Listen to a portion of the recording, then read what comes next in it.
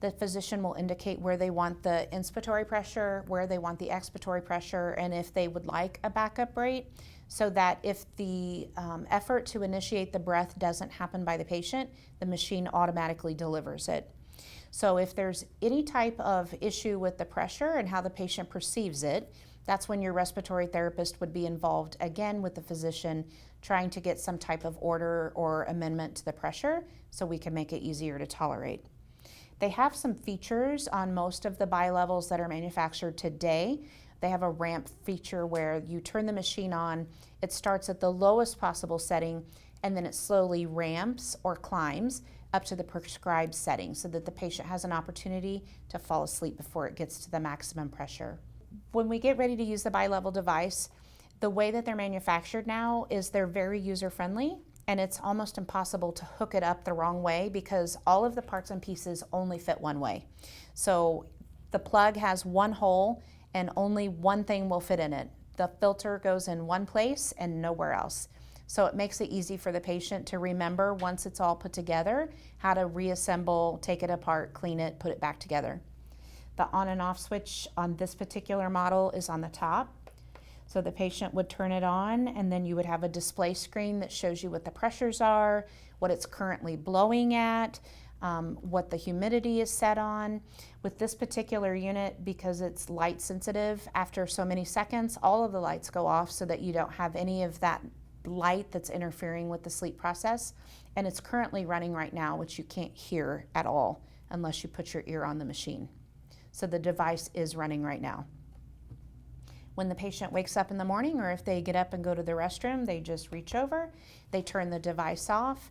It gives a visual indicator of how well the leak was, if they had any episodes in their sleep where they stopped breathing, and then the patient is free to go about their day feeling rested and refreshed. The three main issues, the first one that usually interferes with compliance is the interface portion. Once you get the right mask or interface, a lot of times those other issues will fall into place. So it's finding the right mask for the right patient. There's a lot of different options available. There's a lot of different mask materials that are available. Besides the silicone, they have the memory foam now, they have gel. There's all different kinds of pressure points where you can move things on the face to make it more comfortable.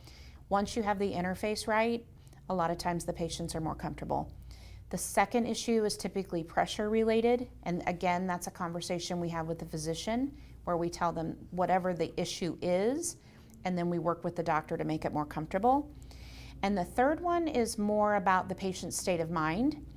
If they feel like they've slept a certain number of ways, this many years, they've never had therapy before, and they have difficulty getting used to the idea that they need the therapy, that's where the short time acclimation comes in, where we have them sit in the chair, get used to wearing the therapy while they watch TV or listen to the radio, and then they can gradually take that into the bedroom. Sometimes when the patients go to sleep, you've slept a certain number of years without any type of medical device, and it can be an adjustment. That's probably the biggest complaint patients have, is they have a hard time getting used to the idea that they're wearing the therapy.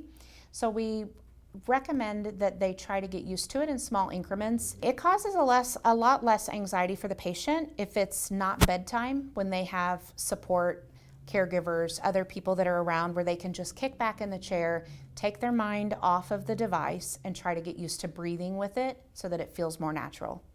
Then once they're more comfortable with it, they can take it into the bedroom, lay down, and really get the full benefit of sleeping with it. You can sleep on your stomach, you can sleep on your side, you can sleep on your back.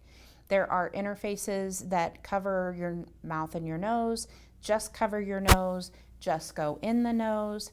There's so many different options now. There's really no reason that we can't find something that accommodates everybody's sleep style.